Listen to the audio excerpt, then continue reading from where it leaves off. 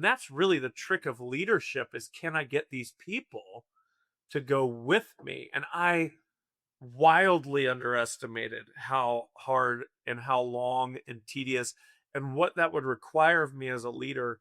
I wildly underestimated that in the beginning. I just thought that if you had a good and what you thought of as a right idea, that people would just jump on board. Oh my goodness, that is so not the case at all.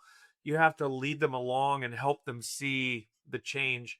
So, where I would start with is to say, you got to first understand kind of who you are and where you're going and where the Lord is leading you. And that takes that. I had no idea how long that would take. Welcome to the Shepherd's Podcast, a podcast by pastors for pastors, designed to be a communal space where relationships and resources bring refreshing and renewal to those who shepherd and lead congregations. Connect with us and check out more episodes and resources at theshepherdsnetwork.com.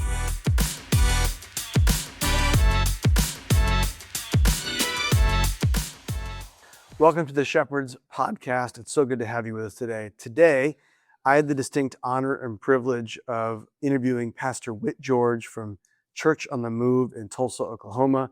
Pastor Whit is a mentor of mine, and he pastors an amazing church with an incredible legacy out there in Tulsa. His father is Pastor Willie George. You may know him as Gospel Bill. He made a bunch of different children's curriculum over many, many years, and the church was founded in 1987. And Pastor Whit succeeded his father and took the church in 2017. And since then, the church has grown and just bloomed and developed even beyond what his father established. And that's just a wonderful thing. So Pastor Whit, welcome to the Shepherd's Network podcast. That's so Hey, honored to be here, Jordan. It's a pleasure. I'm looking forward to this conversation. Yeah, me too. And before you were lead pastor, you were over creative arts. Is that correct? You did a lot in that realm? Yeah. And you actually had a conference called the Seeds Conference. Maybe a lot of you pastors went to this. I know I did. And it was a really impactful conference. There was a lot to it. There was a lot of production stuff. I remember going there and being like, this is amazing. I'm amazed. I don't know how we're going to do this. This looks incredible. I can't believe that a church can actually have this level of production. Yeah. And then you've taken the church in somewhat of a different direction. So I thought the topic of our conversation today around creating intentional change in a church culture, I thought of no one better to interview than you, because you've been a part of so much of Church on the Move's culture in the last, 15 to 20 years. So I really want to mine some wisdom from you for all of these other pastors that watch. And how do we change culture well, and maybe even some mistakes along the way, Sure. Because I'm sure that there are some of those too. So I guess take me to a moment that you knew God was shifting something and you couldn't ignore it, and it needed to change. And it required you to change some culture at COTM. Can you take me to a moment you remember that and kind of what was happening in you? I could think of so many. The biggest cultural change that was going to take place was the pastoral transition between my dad and I. Mm-hmm. And what people may not know, and it's understandable, but there wasn't much conversation between us before it really began in earnest. I started working at the church in 1994. We didn't start talking seriously, really openly at all about transition until 2014, and it caught me off guard. That's not to say that I hadn't thought about it many times before. I had, but I had to kind of bury that calling and dream for a while. I would say that's a huge part of kind of what the Lord does in anybody he's developing as a leader. He will put a dream, in your heart, or a calling, and then he will ask you to sacrifice that thing. That's very much what happens in the story of Abraham. And so I remember sitting in an office with my dad in 2014, and kind of out of nowhere, he throws out, we got to start talking, or you got to start thinking about the Church of the Move of the future, whether or not this decision I'm going to make is, is something that you'll want in the future. And I was like, you've never said that to me before. I've been Yeah. serving you for all these years and thinking like, I'll just follow you, Dad, wherever you want to go. But now he's saying, you need to think about the future. And you said couldn't ignore it. What I told him was, I said, Dad, I'm nervous about opening up this part of my heart again because I have killed this thing and I don't want to be at odds with you. I don't want to fight with you. And when I'm thinking, what kind of church do I want? It really kind of gets in the way of serving you. It had put us at odds before. And so I set that aside in my mind. I wasn't sure what to do with it. Within a week or two, we went to a conference in Jacksonville, Florida, and I was speaking there actually, just doing a workshop. And I happened to, after I was done with my workshop, I made my way, was walking through the building, and I stumbled into this workshop between a couple of pastors, Todd and Tom Mullins. Tom is a father. Todd succeeded his father and is pastor at their church there in Florida. And I stepped into the room and I listened to their workshop. It was a room not much bigger than my office here. It's not very big. It was just a nursery. There weren't a ton of people in there. But I sat there and listened to them, and all I heard, there was a lot they said. All I can remember, and what stood out to me more than anything, was they said this one phrase: if you're telling yourself, we'll have that conversation, we'll cross that bridge when we come to it. In other words, let's not talk about it now. Let's just deal with it when it happens. You're making a big mistake. You need to be talking about this now. And that was, for me, the Lord saying, you need to have this conversation. So I called my dad after. I just said, Dad, I told him what had just happened. I sat in this workshop. We should talk. And we met on the beach. It was very surreal. We'd never talked like this before. My dad's kind of a bigger than life and has always been, even to me. Yeah. And He's it was a legend, weird. yeah. It's weird to be talking to him about, this future where I would be leading and he would not be. And it was so strange. But it was the beginnings of what would be the biggest cultural shift in Church on the Move's history to date. And, that's because culture is how my simple definition for culture is how we do things here. And every home has a culture.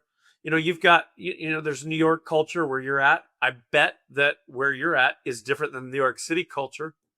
It's still New York, but it's, very different, right? So we do things a little differently here in this part of the state than we do down in the city. And same is true in Oklahoma. There's Tulsa culture, but then you could refine that down all the way down into George family culture. And even the distinct differences between me and my preferences and my dad. And when you start changing that culture, or that how we do things here, it has much bigger ramifications, ripple effect, impact, if you will, and also takes a lot longer than you can possibly imagine. And it's a lot harder to change than you think it will be going forward. So that was a moment where, the Lord was doing something new. I had no idea. That was 2014, and it would be a long time before, I felt like that change had actually taken place. Nearly 10 years until that would really feel like culture had changed. So what do those conversations with you and your dad look like around culture in particular? Because you have your, every minister has their own personality, their own preferences, flavors. There's the culture of the house, the ones that are like DNA, and then there's the culture that you want to introduce and bridge into. And so can you bring me into some of those conversations, and what do they look like? Because that's not easy. That's not easy. It's not easy. And I think my dad and I would both say that we both, I'll go as far as to say, wildly underestimated how not easy that would be. You think that change is merely making decisions. here's what we're going to do. Here's how we'll do it. Here's how we'll tell everybody. It'll be, and of course, excuse me, in 2014 that changes, and okay, well, you're going to become pastor on this day. We didn't, that was unknown and would be for the next. So the initial conversation is 2014. I actually take the baton or receive the baton of lead pastor in 2017, right? So it's a little bit more than 3 years from the day we started to the day it seemed like it was done. It was not done, but it feels like some kind of finish. Little did we know how much more that there would be. And so you kind of enter this phase of like, I'm going to take on a new, leadership role within the church staff, which would be executive pastor. Of course, I'm the furthest thing from an executive pastor, but it was a way to get me more in front of the whole staff. Positioned. Yeah, exactly. What we didn't know was just that the change is going to be so much more total. And really what we would have done well to do is to consider, like for me to consider, is part of what I've asked for from you. I want a ministry philosophy because I now know what I wished I would have had. That was my homework. Yeah. What's your philosophy of ministry? Because what I realized was that I didn't know. I didn't actually have one. I've been working for my dad for so long. I had some ideas. But where there's going to be conflict or change leadership that's going to need to be made is you go, okay, this is how we had done things. This is how I want to do things, or where I feel the Lord's leading me to do things. Man, that's a big gap from here to here. And it's not just, can I get from here to here, but you got to take a lot of people with you. My dad told me one time, well into the transition, I want to say it was 2020, 2021. He said, Whit, you're like a flatbed truck with a bunch of furniture on the back, and you're going around a turn, and that furniture isn't really strapped down, and the truck makes the turn, but all the furniture, aka your people, are littered all over the road because they couldn't make that change with you. And that's really the trick of leadership, is can I get these people to go with me? And I wildly underestimated how hard and how long and tedious and what that would require of me as a leader. I wildly underestimated that in the beginning. I just thought that if you had a good and what you thought of as a right idea, that people would just jump on board. Oh my goodness, that is so not the case at all. You have to lead them along and help them see the change. So where I would start with is to say, you got to first understand kind of who you are and where you're going and where the Lord is leading you. And that takes that. I had no idea how long that would take. And there was a process even after 2017 when I became pastor that I realized, like, I don't even know who I am. And so the reason I bring all that up, Jordan, is just because a lot of the conflict between my dad and I that happened in this season was because we didn't, I think we thought and assumed we knew each other really well. And in some ways we did, but only in the relationship where he was in charge. When that flipped, there were expectations he had and expectations I had that had not been talked about and were not met, and just created questions and suspicion and conflict that made the transition, by God's grace, it worked, but it was harder than it needed to be. I think had we on the front end been able to say, hey, here's where I see this going, and here's what I believe. And for him to say, well, now hang on a second, does that mean this? Or what about this? Or, man, this is what I've always valued. And we could have worked some of those things out in ways that wouldn't have felt like to him rejection or dishonor or I'm erasing you. It was never my intention. It was just, I'm trying to lead the best way that I know how. But because you just don't understand how much, all the feelings there are going to be in all of this. People attach there's so many personal feelings that are, and especially in something like this. So yeah, it was hard. I don't know. You Trying said to something explain that. interesting there. Yeah, you said something interesting there. You said you didn't know what would be required inside of you Yeah. to even make some of these adjustments. So if I could double click that, what was Yeah. so you mentioned that you had to die to some things before this conversation even happened, and you were like, I'm surrendered. I'm okay with serving in this way for however long Yes. God has me. So that's like stage one, okay. Yeah. But then in the changing of now we're actually in the doing, the implementation of shifting a culture from one leader to another, from different one style to another style. In that process that you're now articulating, you said some things had to happen in you. So like, Yeah. what were some of those Yeah. shifts that you needed in order to go through this season well? I can put it in one word is convictions. Hmm. So the way I think of it is, um, following a leader or whatever, like it's like being on a plane. They're in the cockpit and they see out. It's the thing about being on a plane. You only get to see outside. You never get to see in front of you.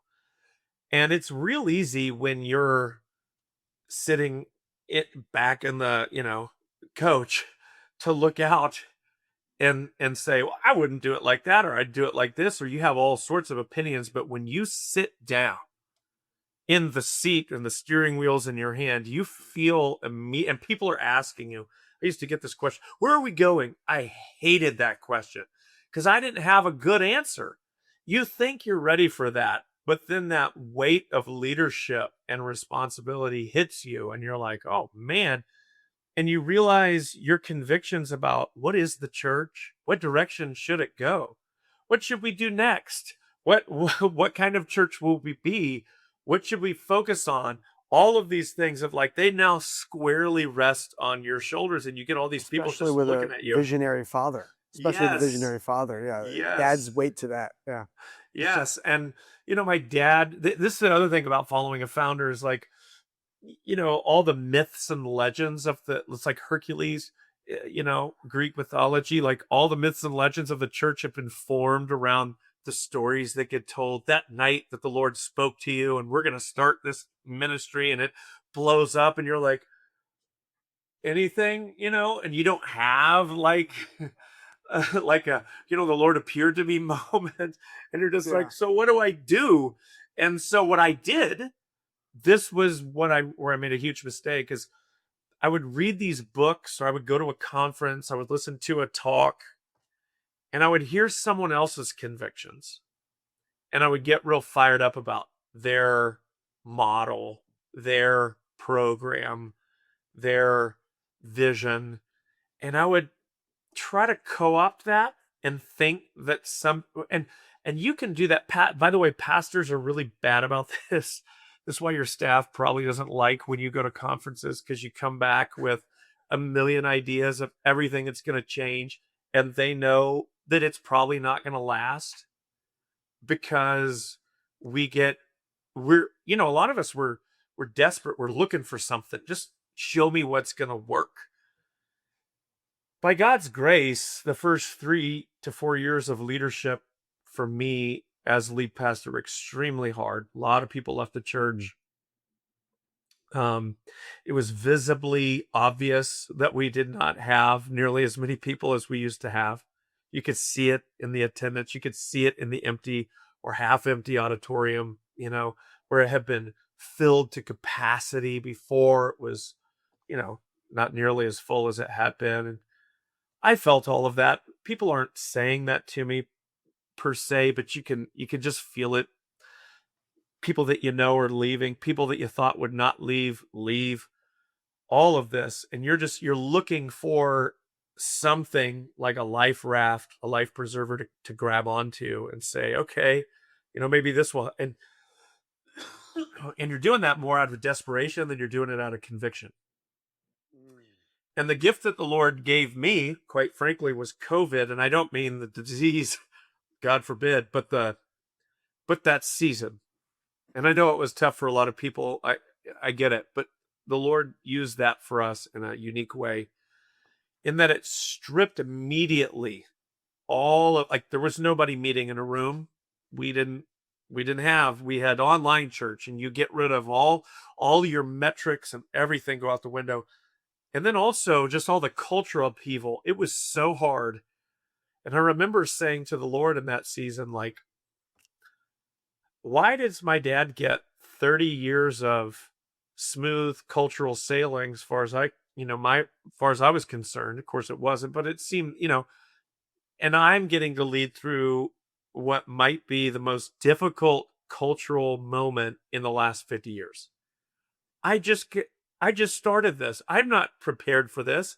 Why are you taking me through this? And I told the Lord, and honestly, it was 3 years in. I felt like, I wasn't doing a great job. I felt like I couldn't please anybody. And I was on a walk in my neighborhood one day, and I was just pouring my heart out to the Lord. This is in the middle of the lockdown. There's nothing else to do but to go for a walk. And I just say, Lord, if it's not me, I'll resign. If I'm not the guy for this, send somebody else. And if what you have for me is to just pastor a church of 500 people or whatever, and I don't mean to minimize anybody that has a church of, but like Church of the Move event's pretty large. And so, for us to be at 500 people would represent a massive shift. And that's really what I'm trying to get across. Like, if you have for me just to pastor, whatever, that's fine. I just want to go where you're leading. And if I could put a pin on a chart where things changed, it would be right there. And what happened was I came back and I was actually invited by a mentor friend of mine, write a philosophy of ministry. And for the first time, I just kind of poured my heart out on a page, if you will. This is what I feel like the Lord's put in my heart. And that kind of became our North Star, just going forward, like, this is who we're going to be. And the way I kind of took it was just like, attendance, whatever, doesn't matter. We're going to do this. And man, if that didn't just kind of shift everything for us, I now had a sense of conviction. This is the kind of church that we're going to be. And it's not what we've been exactly the past. Of course, there's many things that have remained, Bible teaching and kind of there's certain stylistic things that are still very reminiscent of the church that we were. But a lot of stuff shifted and some things fell off, and expectations that I felt like I had, honestly, from my dad, I let go of, and just like, I got to just do what I feel like the Lord's put in my heart to do. And man, if that did, again, things started shifting. I stopped listening to every podcast to tell you what you should be doing to lead a great church. And honestly, I've not looked back. I don't pay any attention to cultural trends and what's going on and what should we be. It's like, I just feel like this is what we're to do, because I have a clear vision of what the church is, at least at Church on the Move, who we're to be. And we've just leaned into that and built toward that. And the Lord has just blessed it. And it's not been about how can we build a great church? How can we get new people in the door? How can we just don't think much about that. What we think about is, what has God called us to be? How can we do that as faithfully as we can and let Him deal with the rest? And it's been no looking back ever since. Wow. I mean, there was a lot in there. I think what I took away from that is that conviction, that one word you said, conviction, having a personal conviction of what God's called you to do in your assignment for the season that He has you in. Right. And I think what you said about borrowing from this we are in a content culture. There's so much content everywhere. Yes. And so we want to just be like, oh, I can take this sound clip and this sound clip. And now we have AI, which can even reduce your voice down to something that sounds better than you would sound naturally in a polished way, but maybe not in an authentic way. And I think that conviction, where I know it personally it speaks to me. It speaks to me, and even. So let me say this, Jordan. This is so important. What I see happening a lot in churches, and if I could like download one thing to pastors, it would be this. A lot of times what I see is we see programs at other churches that are working, and they're working really well. And it could be a men's program or a women's program or some whatever. And it's like, oh wow, that's working for them, a growth track or whatever. And so we want to adopt that. And what we do is we come back and we kind of high level tell our team about it. I want you to listen to everything that they've said about this. And then we're going to announce it on this day. And we're just going to start this. And so here's what happens. We get good at making big announcements, drawing a big crowd in the beginning. And then it sort of dwindles off as our passion and conviction around it dwindles off. And so what started as a really exciting initiative kind of dwindles until eventually it's just got however long it takes, a year, 2 years, 3 years.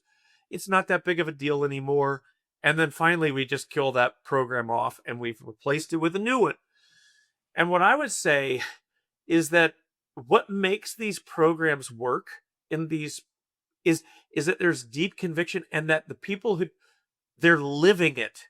And instead of announcing stuff, we're going to launch this big thing. How about just do it with a few people? Like start it small and live it. That's the problem is we want to take it, but we don't actually want to do it. We don't actually want to show up to that small, like, oh, let's launch this small group curriculum. I'm not going to go through it myself. I mean, I'm the pastor. I don't need to do that. But y'all should do it.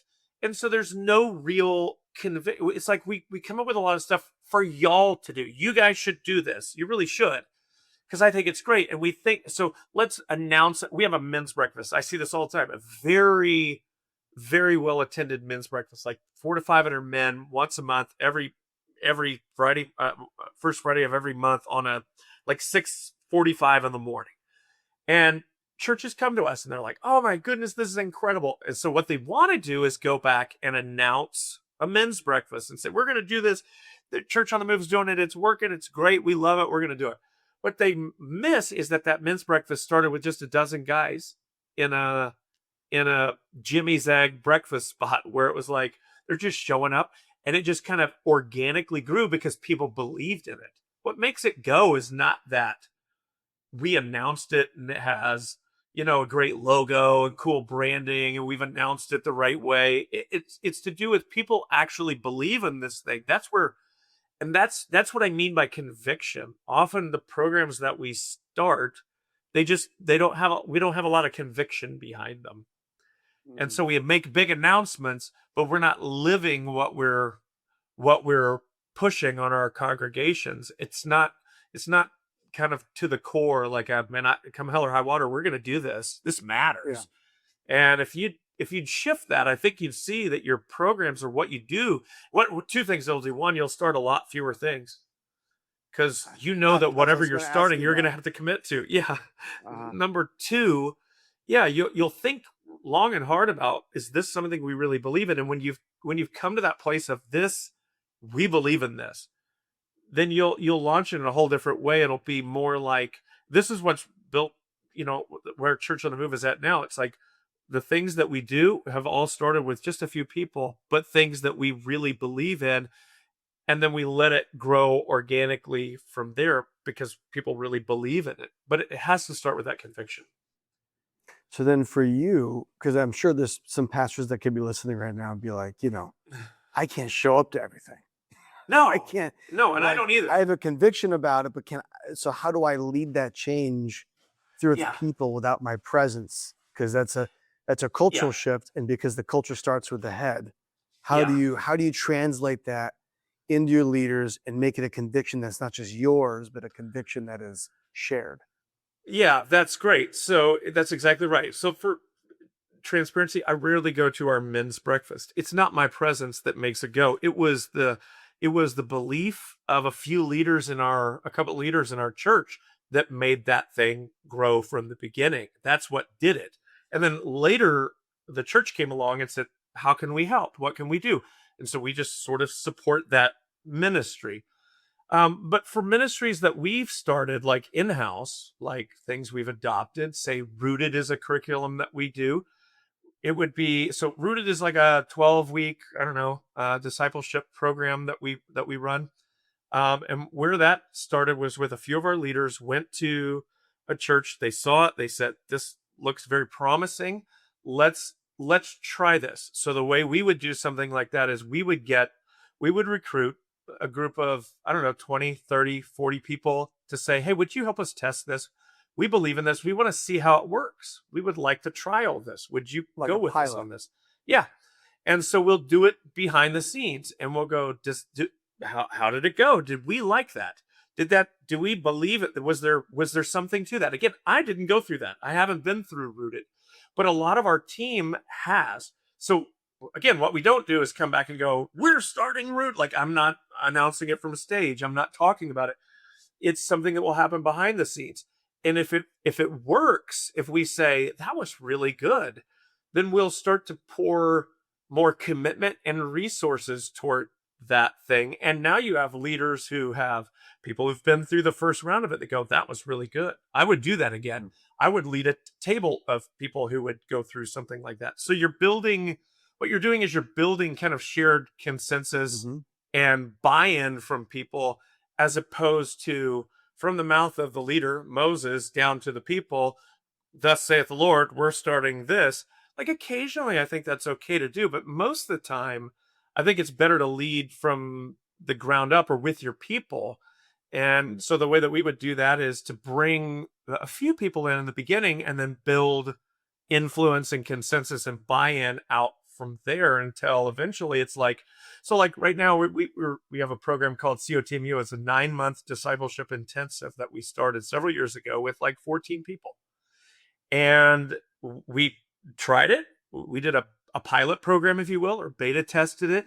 We did 9 months with 14 people, most of them from our staff. It was massively impactful. We learned some things, made some tweaks. Next year we did it 30 people.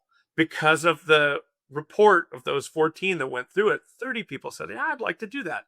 The year after that, 60 people. The year after that, with little to no advertisement, 120 people. The year after that, now it's in the hundreds of people who are doing this.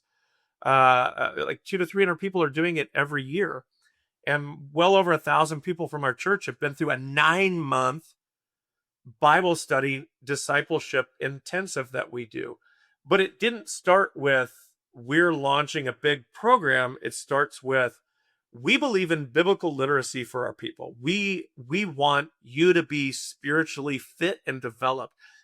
We've put together, let's try this, see what happens here. Mm-hmm. And so it starts with that conviction and then building it out from there, from the ground level, instead of top down kind of announce and in command. Does that make sense? No, it totally makes sense. And I could imagine a lot of pastors get, there's tons of people in our churches that want to start a program or that want to do this or that, the other. And Mm-hmm. often pastors are put in a position to say yes, no, or let's see. Yes. So what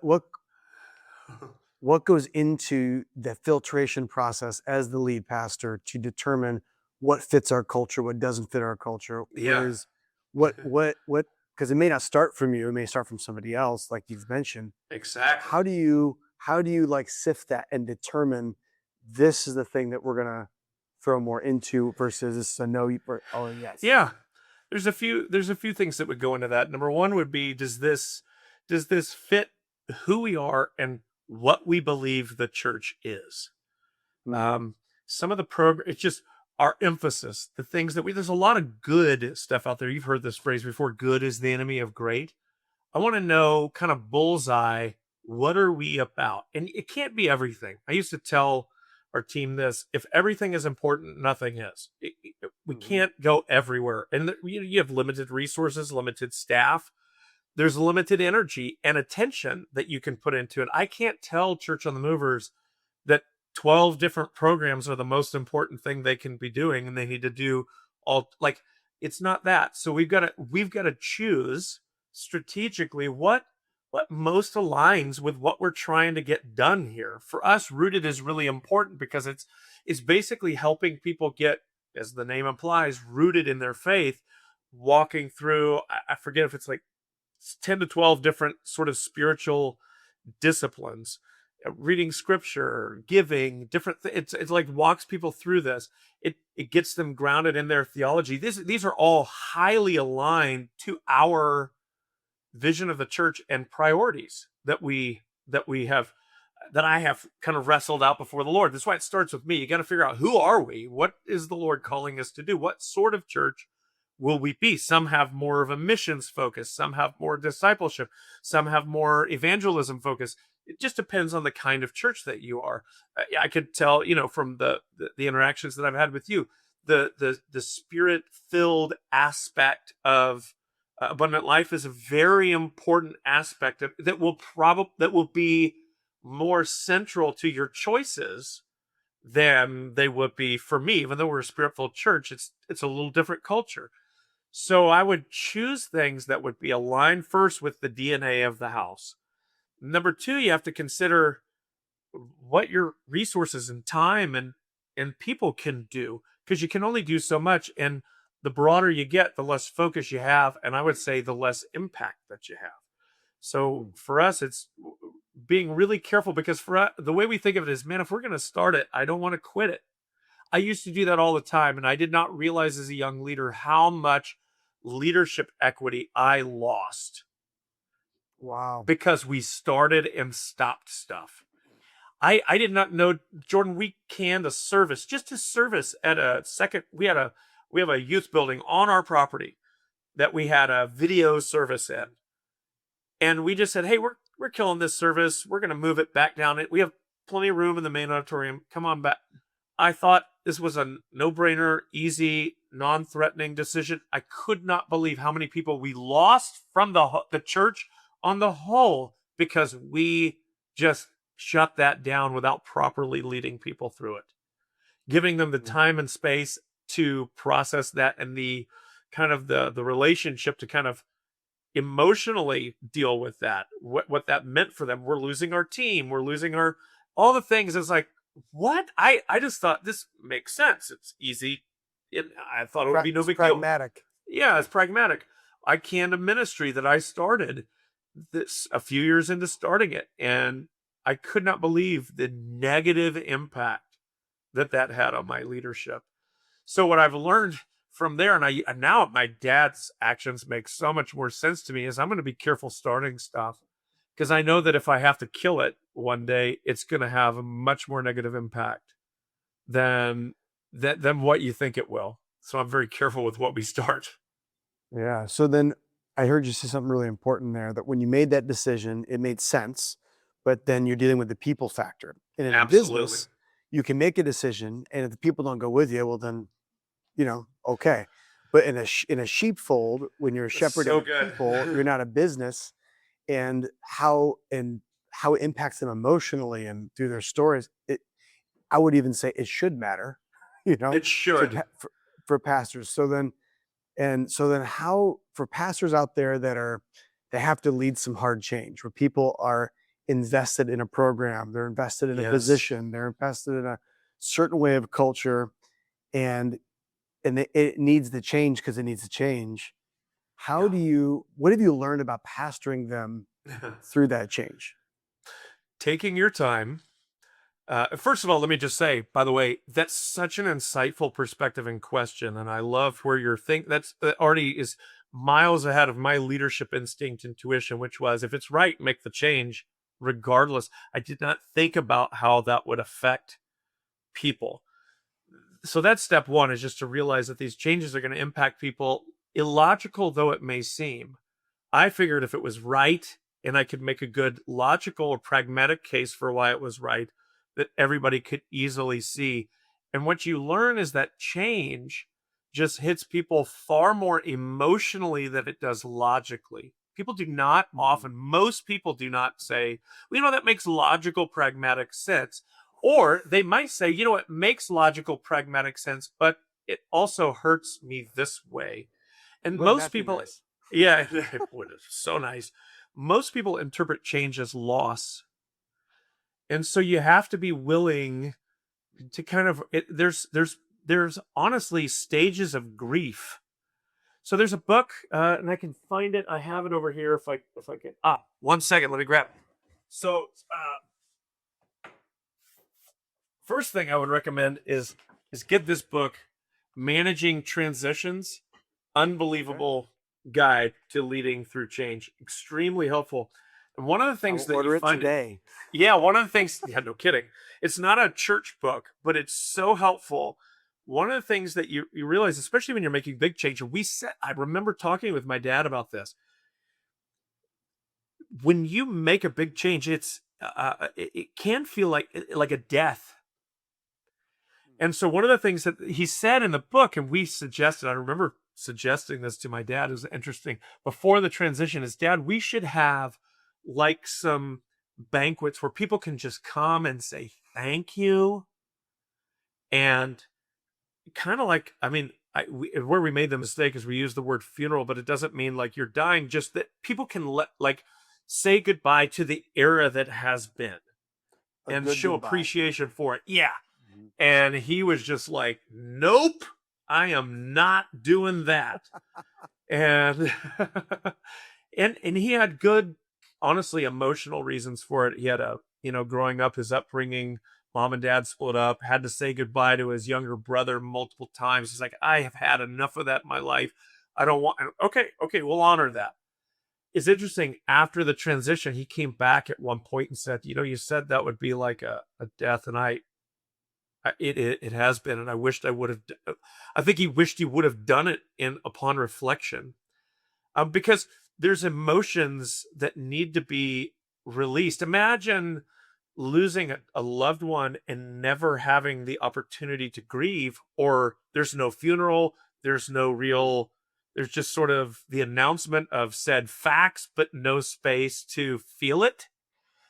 And this is what happens with change. As change happens, even small change, you have to be ready for the fact that people experience change in the emotions that they feel are illogical. And you have to be all right with that. You have to be all right with people feeling things that you could easily explain away, but you're not going to do that. You're just going to let them feel it and let them process through it and then move on.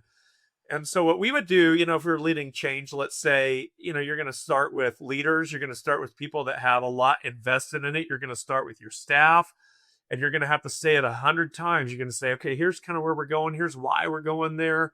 Here's what we're doing. You're going to have to over communicate, an abundance of communication, because when you think you've said it, people still haven't heard it. So we'll start with the people that have the most invested or should know. Most of the time, that's the staff. Then it'll kind of waterfall down. We'll meet with next level leaders and so forth, make ourselves available for questions. Just letting them sit with it, giving them plenty of notice. Hey, here's when said change is going to occur. Here's what we're doing. Here's why we're doing it, whatever. And give space for all of that. If there are people who are struggling with that, look like sitting down in one-on-one meetings and sessions and hearing them out. Yeah. Tell me about that. What's going on? What are you feeling? Whatever. And a lot of times, again, it's not about solving their problem. It's just about hearing their heart. And so I think if you're going to lead change effectively, I think for leaders, you've got to, I think that's a skill we've got to get better at, is just hearing people's hearts. And I think the problem with the church is that too many people, I think this is where church hurt comes from, is that they just feel like pawns in some chess master's game board. And people are not that, as you said, sheepfold. I love that. You care for your sheep, so you want to make sure that none are left behind. And you can't always control that, but you try to do the best you can do. You have to manage it through relationship. It's through a lot more face-to-face than emails and, decrees, announcements. It's a lot more one-on-ones, coffees. Yeah. No, it's beautiful. And so, I heard a lot in that. And when it comes to leading people through change, and change is a loss, a lot of people interpret it as loss. And it is. It feels that way to them. And that, I heard you say this multiple times. Time. Give them time and intentionality. Yes. Yeah. Don't just do a decree or an email blast or something like that. That's right. Take the time and shepherd the hearts of the people to the best of your ability towards this change with conviction. Hey, we're doing this. This is where God's leading us. This is what my conviction is. And I know this is a lot. And even maybe a goodbye or a way to say thank you to that That's season. it. Yes. Because a lot of times if we, we'll rush to another season, but the voices Yes. of the echoes of the last one will be in the present if we don't have a closure to what that So was and get we're people often, stuff. as leaders, we're ahead of our people. And so we're emotionally, the decision that's been made, we made it weeks or months ago. We've had time to process and move on, but they haven't. They're just now hearing this. This is news to them. And they Right. remember that you said this about whatever program or ministry or whatever, but what their friends are attached to that. Maybe that's where they found purpose and meaning inside the church. And now it feels like I don't know who I am anymore. I mean, this is wild, but when you think about it like a pastoral transition, things I never anticipated was how it would affect my sisters who would say, I used to be the daughter of the pastor. Now I'm the pastor's brother. And I'm like, what difference does that make? But you'd be shocked at how people's identities start, like when things change, it's like, I don't know exactly who I am anymore. I'm having to figure, and they figure it out, but it takes time. And the problem is that in that white water of emotions, it's easy for there to be misunderstanding and hurt feelings. And Mhm. especially when we're more type A, let's just move forward and not think about what's been. You can trample on people's hearts with Yeah. with good intentions. You're not trying to. It's just you're unaware of where they're at and what they're feeling. Hmm. So you have to slow Yeah. down for that. Well, Pastor Whit, thank you for leading us through this conversation. There's so many just gold. There's so much gold in this conversation. I hope pastors, you're taking things from this and you're getting a reframing a little bit as to how to lead your people through change, how to lead yourself through change, because it takes both to do that.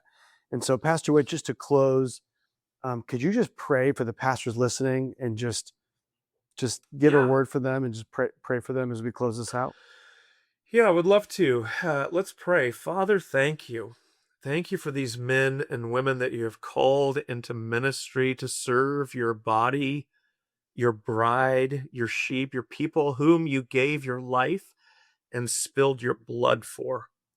Help us to keep a proper perspective of what our role is, that like you, we are called to lay ourselves down, that we are not to get the church to serve us and our agenda and our vision, but rather to lead faithfully and serve and care for these beautiful people that sometimes bite, uh, to love and care for them, even when they're not necessarily easy to love and care for. Lord, I would pray that these men and women would have, and maybe in the days to come, have a growing conviction of what you're calling them to do, and specifically in their context. We know, Lord, that there's a kind of a global idea of capital C church, but then there's the nuance of each particular church and its unique family characteristics and contributions. Lord, help us to understand who we are in the light of who you are. We cannot know ourselves unless we first know you. Help us to know you so well that we would have a secure identity of who we are and then what you're asking of us. And then help us to boldly, courageously, fiercely, doggedly, determinedly pursue that calling to the exclusion of all other possibilities, ideas, programs, conferences, solutions, whatever, Lord, we want to follow where you're leading us. Help us to do that with boldness, conviction, and above all else, humility. Um, Lord, strengthen these men and women as they lead in their spirits and their hearts, so that they can fulfill the calling that you have. Help them to keep a right relationship between themselves and you and themselves and the church, so as not to overdo it and find themselves exhausted and in a weak place where they might succumb to the temptation of the enemy and of the flesh. Help them to put you first in all things so that they might be strong, and so that out of that deep well they could minister to others, for we cannot give what we do not have. Thank you, Lord, for loving us and calling us into the most amazing, amazing partnership that could be. We get to build your church. What a gift, what a joy to proclaim the gospel every week. Thank you for it. I pray it would be a joy and not an overly heavy burden, but a joy that we get to do to serving you. In Jesus' name, amen. Amen. Well, thank you again, Pastor Whit. Looking forward to talking to you after this. And thank you all for watching. Join us next time on the Shepherds Network podcast. Thanks for joining us on the Shepherds Podcast. For more episodes and resources, you can check out our YouTube page or our website at theshepherdsnetwork.com.